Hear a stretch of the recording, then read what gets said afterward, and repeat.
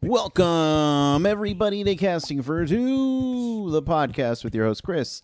Welcome, everybody. This is episode number 220, coming at you. As always, if you'd like to follow me on Twitter and Instagram, you can do that both at Casting for Two. We have a new sponsor for the podcast. For the longest time, it was just Comic Bento. Now it's Spezza Box. Spezza Box is another monthly subscription box where they'll send you about $120 worth of stuff. And it's only it's less than $30 a month. And the nice thing about Spezza Box, just like Comic Bento, is that if you click on the link below and enter the promo code CASTING2, that's the word casting and the number 2, all one word, all one thing, you save money. So it's super easy to do. So you should just go do that. And of course, I got to talk about Sunday Brunch. Sunday Brunch turned 1 year old at the beginning of this month, and it's still a lot of fun to do. That's this other podcast that I do with Tipsy Writer's own Megan Johnson, who is just the loveliest, beautifulest, just amazing person I know. And I'm so happy that we continue to do the podcast. And you can listen to that at SundayBrunchPod.com or all the other podcast services available. Alrighty, so I should talk about my guest for today. My guest for today is a wonderful designer, but she's also a very talented musician / singer / songwriter / human being. I have from Georgia, Mattiel is on the podcast, and she actually has a self-titled debut record out right now, which I would recommend picking up at her Bandcamp. And it's great music, and honestly, it was really great to chat with her. I think she's a pretty cool chick, and, you know, I probably shouldn't say any more, so let's just get into this episode, all right? So sit back, relax, and Chris, cue the music, please.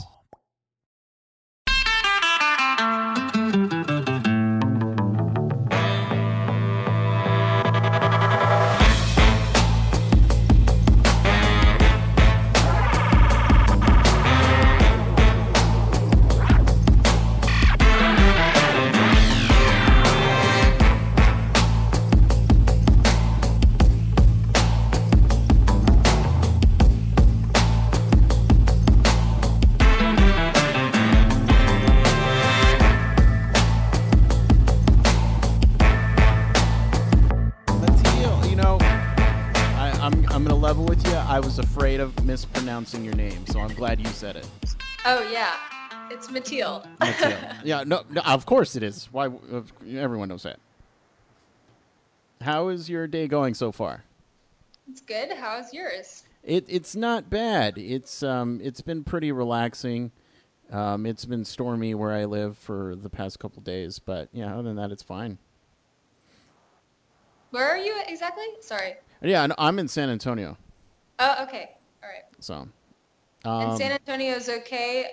It's not underwater yet. Oh no. San Antonio was fine. It's pretty far, or not pretty far away, but not close to the coast at all. So it's mainly the coastal region in Houston that got hit pretty bad. But right. Yeah, Austin, San Antonio. We just got the residual winds and rain. So yeah, it wasn't bad at all.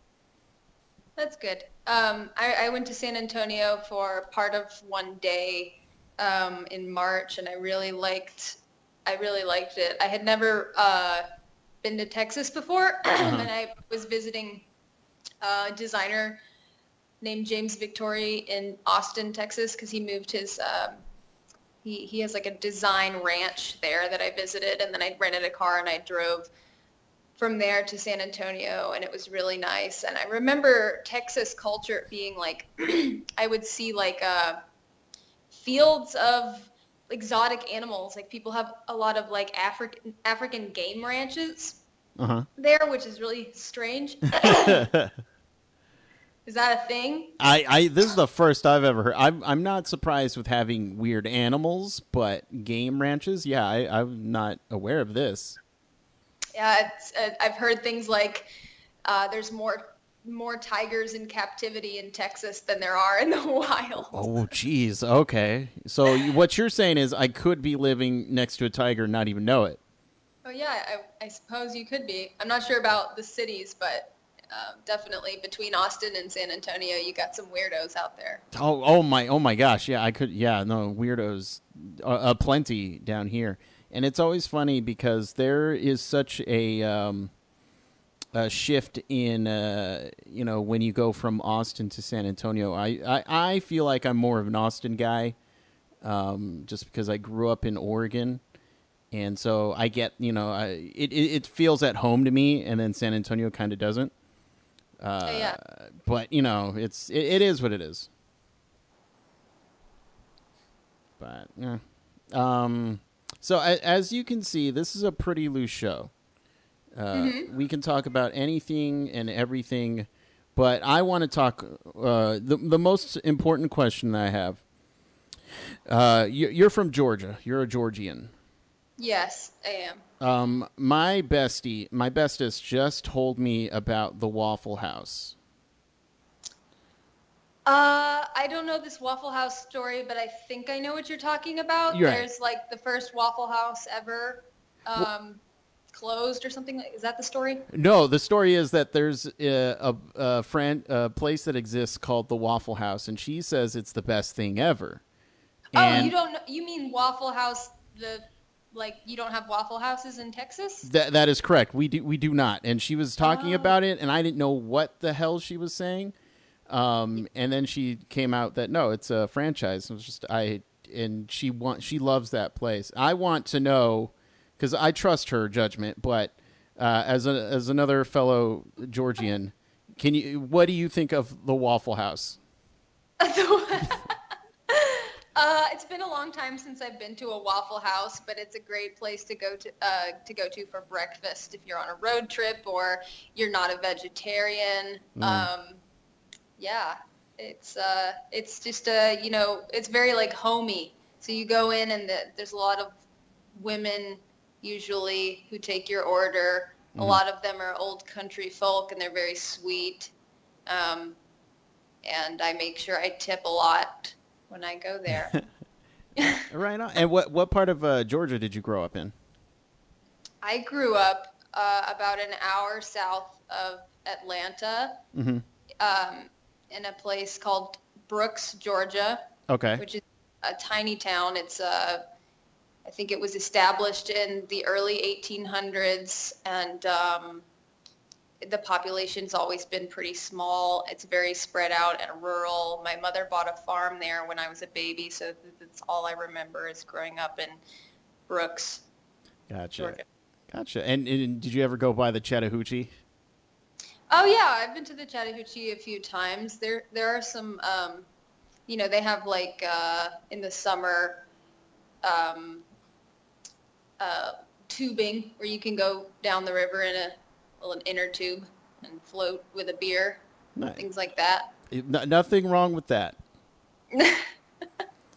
And so when did you know that music was something that you wanted to pursue? Because you started off, or you still do, designing. When did you say, Yes. you know what, music, I like this, I'm going to do this? I've always been interested in music. I took guitar lessons when I was a teenager, but I think my parents couldn't afford it anymore or something, so I only did it for like a year or a year and a half, and so that was out of my interest in rock and roll music, which and ever since I first heard anything remotely rock and roll, that I knew that was like what I loved the most, or folk or anything sort of in that vein. But of course, I love all kinds of things, not just rock and roll music. But my mother has told me that I used to sing in the grocery store when I was a toddler. Of course, I don't remember, but I didn't start actually trying to sing and thinking maybe I could do it until I was 17 or 18, driving my first car to high school and having time to, to myself to really see if it was something I felt confident doing, and that's it. And I only started writing songs 3 years ago. Okay. And so, I thought I had a question, but it's gone. Oh well. So, what is your since you're I don't want to say you're new to songwriting, but it's still fresh for you. What is your process like when you're writing? The particular process that Jonah and Randy and I have been doing for the last couple of years is they will come up with a song structure, a like the bones, I guess, and then I will sit and listen to it for a few days or maybe just half an hour and see if I can write something to it that I am satisfied with, and then I'll bring what I have back to them, and we'll record vocals and turn it into a piece. So it's definitely not all me that's doing it. I'm putting shoes, so to speak, on what they make. Gotcha. Okay. Okay. Now, is your process much like, you know what, I need to be out in the world, or is it just, you lock yourself in a room and don't come out until you have something finished that you're proud of? A lot of it happens in my car. I mean, Okay. when I'm driving places, I feel like that's a good amount of time in my life that I don't want to be wasting because, they say people, I don't know, by the end of their life, they've spent like 5 straight years in their car or something like Yeah. that, and I'd like to make some use of that boring time. And have you ever missed a turn because you were just in the writing zone and you're just like, I can't turn right now. I got to get this down. Oh no, I usually Okay. it's all in my head and I write it. I don't try to write it down or put it in my phone while I'm driving. Well, It's very good. usually just memorization. Okay, right on. And earlier you were saying how you were inspired by rock music. Were there any particular bands that you just looked up to? My mother and her sisters grew up in Detroit in the 1960s. They were 12, 13, 14, 15, 16. And they had some records that I think I must have been 8 or 9 years old, and they cleaned out my grandmother's basement and had records by the Blues Magoos, Peter, Paul and Mary, Bob Dylan records, Led Zeppelin records, and these were all across these three sisters who had been collecting records as lots of Monkees records with all kinds of like kid drawings on them from them. So that's what I had to listen to on vinyl. So those were some of my early interests. Donovan, yeah. Nice, nice. I got into vinyl collecting probably about maybe 5 years now, and I'd always known my dad had a collection, but he just didn't show me either because I wasn't worthy or it was in storage, so I just never saw anything. And then once we moved down here, he showed me his collection. And a lot of his vinyl was warped, and I gave him a stern talking and saying how he should take care of his belongings. Oh, wow. So I ended up taking, just to save it, save a couple albums, Michael Jackson's Thriller Oh, wow. and the original Superman soundtrack. Those were the only two albums that weren't warped, and I was just fine. Oh, wow. They're going in my I, collection. fortunately, all the records I received were not warped, but many of them smelled like cat piss. So Oh. there was some wear and tear over the years, for sure. Ah, yeah, yeah. It's one of those scratch and sniff records. Yeah, It's exactly. it fills the room with a bad odor, but it sounds good. Yeah, no, it's yeah. I enjoy records just because it's more of a process to A, take care of them, and B, just play them in general. I mean, you mean I got to get up and flip it over? All right. Yeah, So, yeah. and now let's talk about so you have a debut album, self-titled album coming out. When for that album, the entire album, Is there one song in particular that was a little bit harder to crack, whether it was the music side, the lyric side? Oh, harder to crack, Yeah. like harder That to yeah, write. yeah, something you took a little bit more time on just because you wanted, I something wasn't gelling. um I spent a lot of time writing this pretty simple song, Cast Tech, Hmm. and I had to get it out.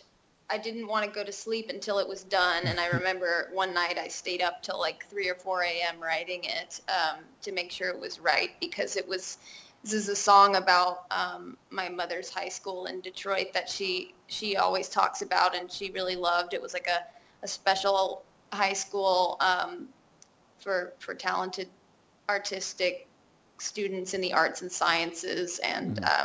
and it was a beautiful building too. So she brought me to see it in 2010 before it was demolished, and I think it was just very sad for her. So I kind of wrote this song about a building for her. Um, yeah. That's nice. That's real nice. Now the flip side. What was the song that just for you was just I almost took no effort to do, just because it flew right out of you? Uh, White to Their Eyes Hmm. was probably 20 minutes of writing, and I felt like it was really straightforward and easy, and still to this day, it's like a favorite of mine. I'm really happy with it, and I'm happy I didn't spend too long on it or too long thinking about it, you know. Yeah. Nice, nice. And when does the album come out? I couldn't. All I saw was fall. September 29th on Oh, Burger Records. cool, cool. And I'm always curious, just because I love the behind the scenes work. Why that date? Why September 29th? Oh, I don't know. It's a Friday. That might have something to do Okay. with it, but otherwise, I don't think there's any subliminal messages in there. I love it, it's like when movies come out, music comes out. I just wonder, do they have just a calendar, and do they just throw darts and say, we'll release it on this day? I'm not sure. It's more of a question for Burger Records, All but right, you know what? We're gonna get them on the call right now, Mister Burger. Hello. No, I'm just kidding. Mr. and Mr. Burger. Oh Look, my look, God. B Records. We need a chat, okay? You need to talk. Is there one song in particular, whether it's off the album or anything else you've written, that you really like to play in front of people? Let me think for a minute. Well, I like to play Bye Bye because it's energetic. That's from the album. And I can, jump around on stage a little bit. But I also love playing this cover song by Roger Miller, Dang Me. We have a Mm. sort of a quick, dirty version of Dang Me that we do sometimes. And I love that one. I mean, but that's not my music, Right. but it's a Well, lot of fun. as long as you have fun playing it, and it's all good. That's cool. That's cool, though. Now, for the people at home who would like to check out the album when it comes out, or keep in contact with anything that the band does, where can they do that? My Instagram at the real Mattiel is a great place to keep tabs on everything. Facebook page, it's good too. Now, was there already a Mattiel? Is that why you had to be the real Mattiel? I have my own personal account, Mattiel Brown, and that's where Oh, I post a lot of design related content on that. And if anybody in particular wants to follow the music project, they can follow the real Mattiel. gotcha. Okay, okay. It's always funny when you see Chris Hernandez like 22. It's like, well, I couldn't be number one, so couldn't be the original. Whatever. Try to avoid numbers if I can. Yeah, yeah, Yeah. yeah. I don't blame you. Well, Mateo, thank you so much for chatting with me. I had the chance to listen to the album earlier, and I really enjoyed it. And it was I've been in this kind of really mellow listening type of mood, so your music was very much appreciated. Oh, Oh, because it's mellow? Because I don't know. So No, mellow. because it's like I've been listening to. I don't want to say Bon Iver, like to give him a bad rap, but it's been all calm and chill, and I just Yeah. appreciated some guitars in my life and Yeah, something yeah. different. I appreciate chill music a lot, Yeah. and it's not something I've spent a whole lot of time thinking about making. So yeah, maybe in the future, in the near future, I'll pull out some chill vibes and stop screaming so much. But gonna keep screaming for now. You know what? That's you. As long, just honey. Make sure you drink lots of water and eat honey. I don't want you to lose Oh your yeah. voice. I don't Hmm. know. Is that an actual remedy? I don't. I'm not a I singer, so haven't tried it. okay. If I need it, I will try it. Okay, there. You know what? If the only takeaway of this podcast is drink water and eat honey for your voice, I'm done. I can just stop this show. Yep. I can. Yep. I'm gonna quit. So, Mattiel, come back whenever you want. All right. Okay. And you Very have. nice speaking with you. Oh my gosh, it's great speaking with you. You have a wonderful day, and go eat at the Waffle House, I guess. Okay. All right. All right. Bye. Bye.